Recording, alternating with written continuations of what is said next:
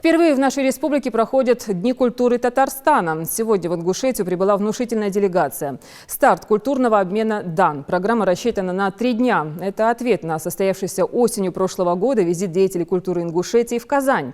Гостей встречала и наш корреспондент Зарема Ивлоева. В Магасе утомленных перелетом гостей приветствовали по всем правилам – с национальными угощениями и лезгинкой.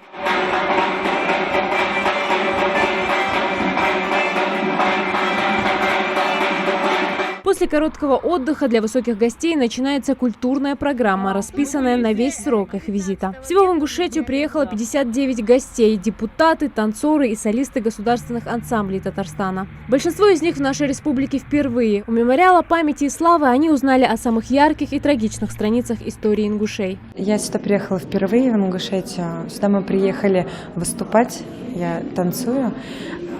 И сегодня выдалась такая возможность посетить мемориальный центр. Здесь очень понравилось. Мы услышали историю прошлого, и очень приятно узнать истоки. Оказалось, что в культуре и обычаях народов Татарстана и Ингушетии много общего. Народы богатейшей истории и богатейшей культуры.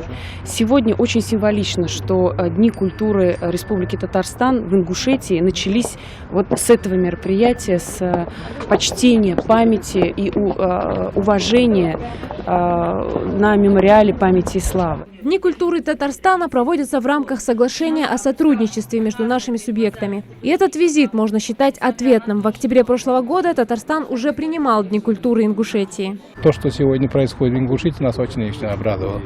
Во-первых, нас так хорошо встретили. Народ очень гостеприимный.